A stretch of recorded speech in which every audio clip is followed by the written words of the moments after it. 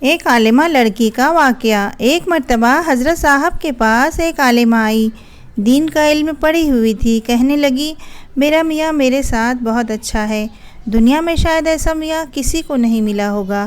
مجھے اللہ نے ایسا متقی، پرہیزگار اور نیکوکار میاں دیا، مگر ساس نے میری زندگی جہنم بنا دی ہے۔ ذرا سی بات پر روک ٹوک کرتی رہتی ہے، یہ کرتی ہے، وہ کرتی ہے۔ چنانچہ اس نے ساس کے بارے میں چند باتیں کہیں۔ وہ حضرت سے پوچھنا یہ چاہتی تھی کہ اب آپ ذرا اجازت دے دیجئے، میں بھی ترکی بترکی جواب دیا کروں، اینٹ کا جواب پتھر سے دیا کروں۔ لیکن عالمہ تھی، ذرا گھبراتی بھی تھی کہ کہیں میں پکڑی نہ جاؤں۔ اس نے کیا طریقہ سوچا کہ حضرت صاحب سے اس کا ڈیسیژن لے لوں، اپروول لے لیجئے۔ حضرت صاحب سے چنانچہ اس نے اپنی ساس کی جو اتنی باتیں بتائی کہ ذرا سی بات پر یہ کرتی ہے، وہ کرتی ہے اور مجھے ذہنی طور پر پرسکون نہیں ہونے دیتی۔ میں نے پڑھانا ہوتا ہے اور مجھے پڑھانے میں دقت ہوتی ہے۔ اب آپ بتائیں میں کیا کروں؟ حضرت صاحب نے اس سے کہا کہ آپ کی ساس کے اندر اتنی باتیں ناپسندیدہ ہے، کوئی بات پسندیدہ بھی ہے؟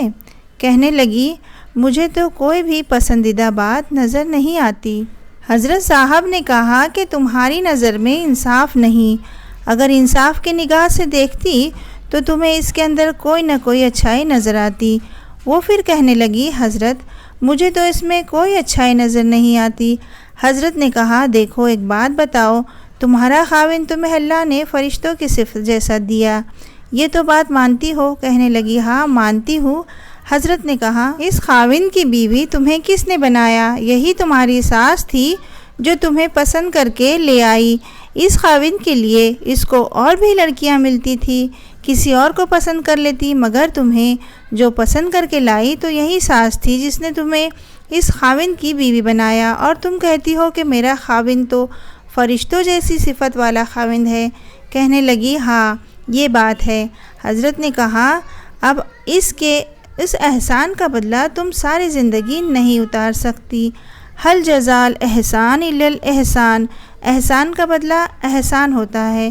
قرآن کی آیت جانتی ہو؟ کہنے لگی، جی پڑھی ہوئی ہوں۔ حضرت نے کہا، اس احسان کا بدلہ اتارو کہ ساری زندگی اس کے پاؤں دھو کے پیو کہ اس نے آپ کو اپنے بیٹے کی بیوی کے طور پر چن لیا۔ کہنے لگی، حضرت آپ نے بات سمجھا دی، آج کے بعد میں کبھی ان کے سامنے اونچا نہیں بولوں گی اور ان کو اپنی ماں کا درجہ دے کر ان کی ہر بات کو برداشت کروں گی۔ واقعی انہی کے صدقے اللہ نے مجھے اتنا اچھا خاوند دیا۔ تو جب انسان سمجھتا ہے تو بات جلدی سمجھ میں آ جاتی ہے۔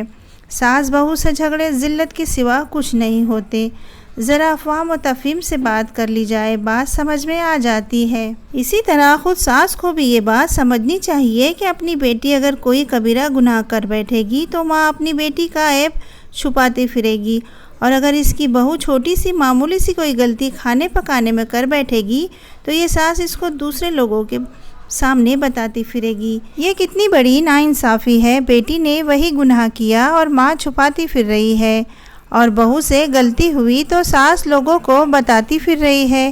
یہ ناانصافی کی باتیں ہیں۔ جب ساس اپنی بہو کو بیٹی سمجھنے لگ جائے گی اور بیٹی اپنی ساس کو ماں سمجھنے لگ جائے گی تو زندگی پرسکون ہو جائے گی۔